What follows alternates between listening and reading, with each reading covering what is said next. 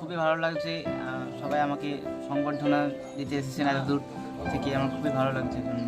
মাধ্যমিকের জন্য আমি কোনো নির্দিষ্ট টাইম ধরে পড়তাম না, ওই 3-4 ঘন্টা এরকমই।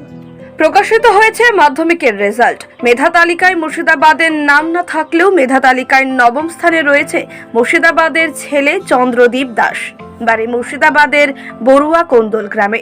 কৃতি ছাত্র চন্দ্রদীপ দাস সাঁইথিয়া টাউন হাই স্কুলের ছাত্র। মাধ্যমিকে তার প্রাপ্ত নম্বর 685। মাধ্যমিকের ফল প্রকাশ হতেই বড়ুয়া জুড়ে নেমে এসেছে খুশির হাওয়া। কৃতি ছাত্র চন্দ্রদীপ দাস সাঁইথিয়া থেকে আজ বাড়ি পৌঁছতেই এলাকার বিশিষ্ট ব্যক্তিরা ফুলের মালা দিয়ে সংবর্ধনা জানান চন্দ্রদীপকে এবং আশীর্বাদ করেন। পরিবারের লোকজনদের সকলকে মিষ্টিমুখ করান। এই সংবর্ধনা পেয়ে খুশি চন্দ্রদীপ। তার ইচ্ছা পড়াশোনা করে ডাক্তার হয়ে ভবিষ্যতে সমাজে পিছিয়ে পড়া মানুষের সেবা করতে চায়। বাবা প্রাইমারি স্কুলের শিক্ষক, কর্মসূত্রে বীরভূমের সাঁইথিয়া থাকেন। সেখান থেকে ছেলের পড়াশোনা করে। বড়ুয়া থেকে শাহিন শেখের রিপোর্ট, চেতনা নিউজ।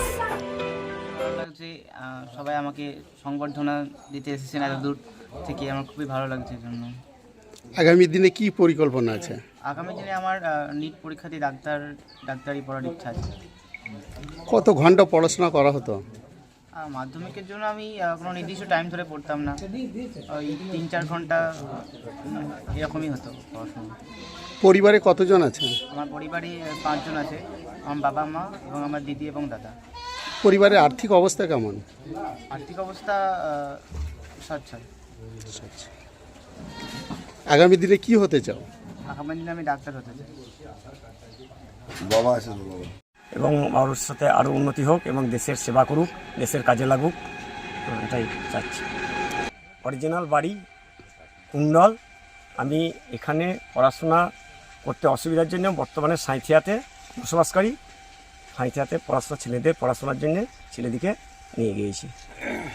বাড়ি কুণ্ডল আমার জন্মস্থান, জন্মভিটে, এবং এখানে আমাদের চাষবাস জমি জায়গা সব আমার কুণ্ডলেই আছে এখন।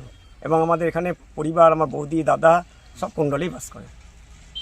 তাহলে বড়ুয়া ব্লকের বাসিন্দা? আমি বড় ব্লকের বাসিন্দা, কিন্তু বর্তমানে পড়াশোনার জন্য এখন আপাতত সাইদাই থাকেন বীরভূমে।